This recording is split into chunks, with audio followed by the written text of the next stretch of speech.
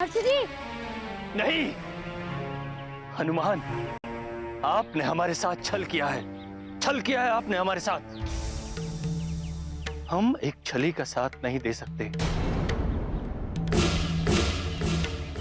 आप हमें यहाँ छल से लेकर आए हो। नहीं नहीं महर्षि, मैंने जो कुछ भी कहा वो सब कुछ सत्य था। मैं प्रभु शिव की सौगंध खाकर कहता हूँ, मैंने आपको एक भी मिथ्या वचन नहीं दिया। भैया मुझे क्षमा कर दो भैया। दुष्ट, 40 वर्षों के पश्चात तुम्हें क्षमा की याद आई है? नहीं भैया, मैं क्या करता, मैं ग्लानि से इतना भर चुका था कि बस इसलिए कभी आपके समक्ष आने की दृष्टता भी नहीं कर सका। तो अब हमें यहाँ झूठ बोलकर बुलाने के पीछे क्या रहस्य है? कोई मिथ्याभास नहीं कर रहा है। सचमुच एक स्त्री का जीवन संकट में है, हमारी सहायता कीजिए। किंतु हम कैसे मान ले हनुमान? भैया, हनुमान कभी असत्य भाष नहीं करते। सारा जग जानता है जो कुछ भी हनुमान ने कहा वो सत्य है। एक स्त्री के प्राणों को संकट है भैया। किंतु मेरा क्रोध अभी तक शांत नहीं हुआ है महानंद।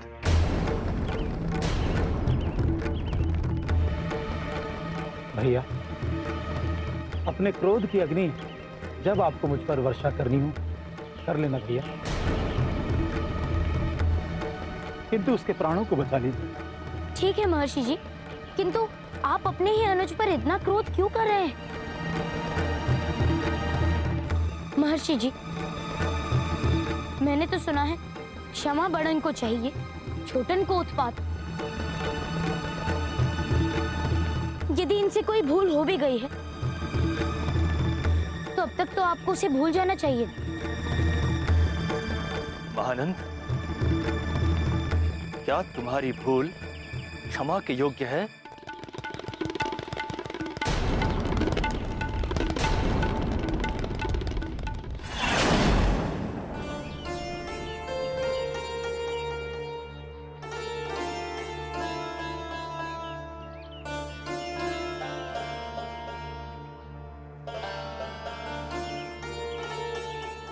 भैया, महानंद, तुम्हारे पास इतना धन क्या कर रहा है? भैया ये मैंने स्वयं अर्जित किया है। अर्जित? लेकिन साधु के पास इतने धन का क्या काम? इन्हीं मुद्राओं का भंडार ही मेरे जीवन का उद्देश्य है, मेरे जीवन का संगीत है भैया। तुम धूर्त कैसे हो सकते हो? तुम मेरे भाई हो। तुम्हें स्मरण है, हम लोगों ने जन कल्याण की शपथ लेकर ही ये मार्ग चुना है। मैंने नहीं भैया, आपने जन कल्याण की शपथ ली थी, ये मार्ग चुना था। मैंने तो आपसे बस इतना पूछा था कि क्या मैं भी आपकी तरह ये सिद्धियां प्राप्त कर सकता हूं, तो आपने कहा अवश्य। और जब मैंने अपनी विद्या के बल पर यह धन प्राप्त किया तो आपको कष्ट हो रहा है? कष्ट नहीं हो रहा मूर्ख, दुख हो रहा है कि मेरा भाई मार्ग से भटक रहा है। मैं नहीं भटका भैया, आपके जीवन का उद्देश्य भिन्न था। और क्या भिन्न? ये धन एक साधु का उद्देश्य हो भी कैसे सकता है? मेरे भाई, हमने ये ज्ञान जन कल्याण के लिए अर्जित किया है और इसका तभी लाभ होगा जब हम इससे लोगों की भलाई करें। इस ज्ञान का मूल्य वही है मेरे भाई। मैंने कहा ना भैया, आपके लिए इसका मूल्य जन कल्याण होगा, लोगों की भलाई होगा। मेरे लिए इसका मूल्य तो मूल्यवान वस्तु ही है। और क्या मिला आपको इस ज्ञान से? लोगों की भलाई करके आज तक जिस कुटिया में हमारे माता पिता हमें छोड़कर गए थे, आज भी उसी कुटिया में जीवन व्यतीत करना पड़ रहा है। हम साधु हैं मेरे भाई, और साधु का जीवन उदाहरण होता है त्याग और तपस्या के लिए। तुम कैसे साधु हो जो लोभी हो गए? नहीं भैया, आज के बाद मैं आपके साथ इस कुटिया में नहीं रहूंगा। मुझे बहुत ग्लानि होती है आपके साथ भिक्षा मांगने में। तुम क्या जाओगे मेरे भाई? जाना तो मुझे होगा, क्योंकि मुझे इस संसार से कोई लोभ नहीं है। लेकिन महानंद, जाने से पहले बड़ा भाई होने के नाते मैं तुम्हें इतना अवश्य समझाना चाहता हूँ कि तुम जो कुछ कर रहे हो वो न्याय प्रिय नहीं है। इसके लिए तुम्हें एक ना एक दिन अवश्य पछताना पड़ेगा और जीवन में तुम्हें मेरी आवश्यकता अवश्य पड़ेगी। कदाचित तब मैं तुम्हारी सहायता ना कर पाऊं। तो आप जाइए भैया, और कभी वापस लौट कर मत आइएगा। जाइए जाइए जाइए आप।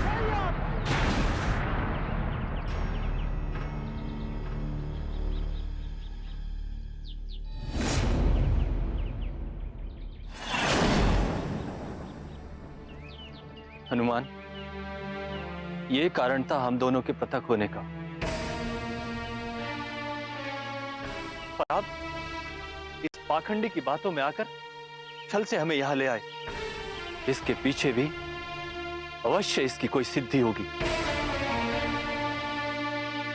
जो ये तुमसे सिद्ध करवाना चाहता है। मुझे क्षमा कर दीजिए भैया, माना मैं भटक गया था, किंतु क्या कोई सुधर नहीं सकता? किंतु आज मैं उस राह पर हूं जिस राह पर आप मुझे चलाना चाहते थे। किंतु एक स्त्री का जीवन बचा लीजिए भैया, मेरी आपसे प्रार्थना है, बचा लीजिए उसके प्राणों को। जो हो गया उसे भूल जाइए महर्षि जी। इन्होंने मुझसे भी मिथ्याभास किया है, किंतु इस समय हमें अपने व्यक्तिगत स्वार्थ और द्वेष से ऊपर उठकर मानवता के विषय में सोचना चाहिए। आप उस स्त्री की सहायता मात्र इसलिए नहीं कर रहे हैं ना क्योंकि उस स्थान पर आपके भाई। आप ऐसा कैसे कर सकते हैं? भैया, आपने सदा जो पाठ मुझे पढ़ाया, आप उसे स्वयं कैसे भूल सकते हैं? ठीक है हनुमान, आपकी याचना पर हम उस स्त्री की सहायता करने के लिए तैयार हैं, किंतु अपना कार्य पूरा करते ही हम यहां से चले जाएंगे। ठीक है महर्षि जी, किंतु अभी शीघ्रता कीजिए। चलिए भैया, मेरी कुटी में अपने चरण तो पधारिए।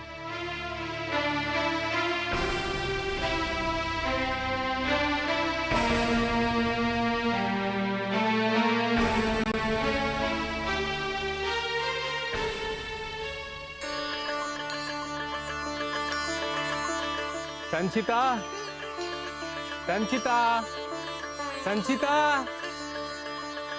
अरुण,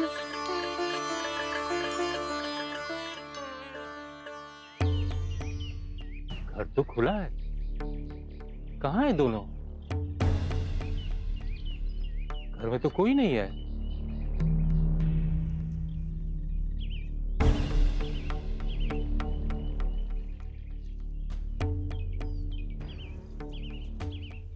अरे मित्र, यहाँ आइए ना। मित्र, आपने अरुण और संचिता को देखा है? कहाँ है दोनों? पता नहीं, अरुण को तो मैंने विवाह की रात्रि से नहीं देखा। क्या किसी और को कुछ ज्ञात होगा इनके बारे में? हो सकता है उसके भाई वरुण को उसके विषय में ज्ञात हो, किंतु उसका भी कुछ पता नहीं कि वो है कहाँ।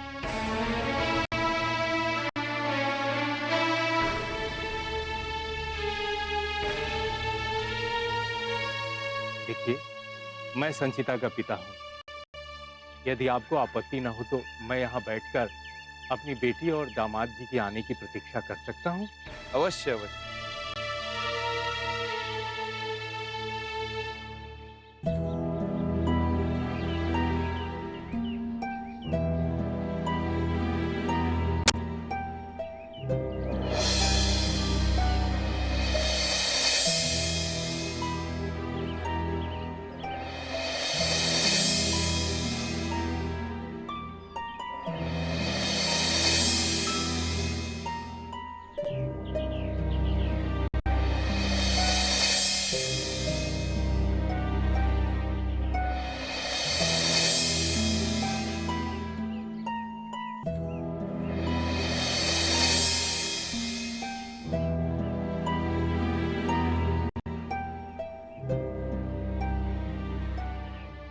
महानंद, सत्य बताओ, क्या किया है तुमने? मुझसे भूल हो गई भैया। मैंने एक प्रयोग किया था जिसके फलस्वरूप वो स्त्री वृक्ष बन गई, किंतु जो उसका होने वाला पति है वो उसके वियोग में तड़प रहा है भैया। मेरा शिष्य है और उसकी इस चिंताजनक स्थिति का मैं दायित्व लेता हूं। कितने झूठ बोले हैं आपने मुझसे। मुझे क्षमा करें हनुमान, किंतु मैं विवश था। यदि मैं आपको सब कुछ बता देता तो वरुण का पता नहीं क्या होता, किंतु उस समय जो उपाय मुझसे सूझा वो मैंने आपको बता दिया। किंतु ये सत्य है कि इस तंत्र क्रिया की काट भैया ही जानते हैं। भैया, मेरी हर भूल को क्षमा कर मेरे शिष्य की होने वाली पत्नी को बचा लीजिए। मैं भगवान शिव की सौगंध खाकर कहता हूं कि उसके ठीक होने के उपरांत ही मैं इस तंत्र और कुलशित विद्या को छोड़कर सन्मार्ग ले लूंगा भैया। महानंद, तुमने वृक्षा शक्ति का प्रयोग किया है? जी भैया। ठीक है। जिस स्थान पर वो स्त्री वृक्ष के रूप में परिवर्तित हुई है, तुम हमें उस स्थान की मिट्टी लाकर दो। जो आ गया भैया।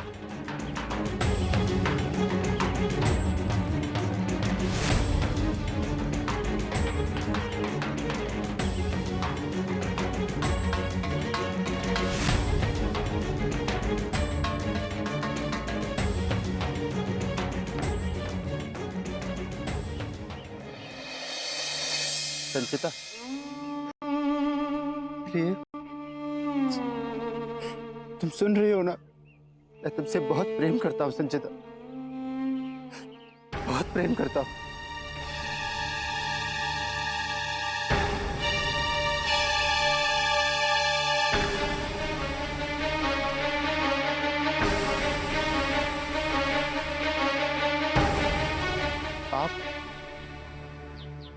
आप यहाँ क्यों आए? तेरी सहायता करने मूर्ख। मेरे बड़े भाई आगे हैं और उन्होंने मुझे संचिता के वृक्ष स्थान की मिट्टी लाने के लिए कहा है, तो लेने आया हूं। और मैं क्या करूं? तू वही कर जो मैंने तुझे कहा है। मेरे बड़े भाई आगे हैं और उन्होंने मुझे संचिता के वृक्ष स्थान की मिट्टी लाने के लिए कहा है, तो लेने आया हूं। और मैं क्या करूं? तू वही कर जो मैंने तुझे कहा है।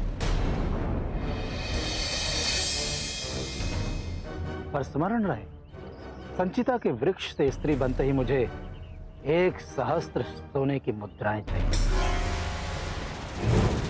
समझा? मेरी संचिता मुझे मिल जाएगी तो मैं एक नहीं 2,000 स्वर्ण मुद्राएं दूंगा।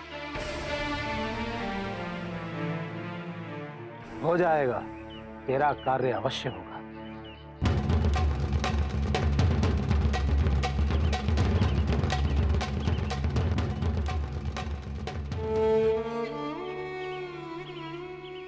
संचिता,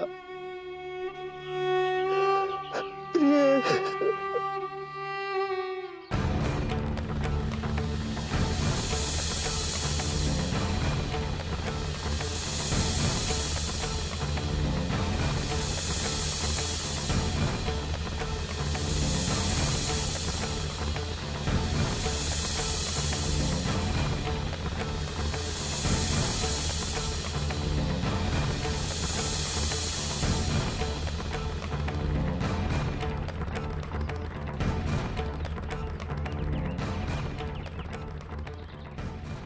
हनुमान,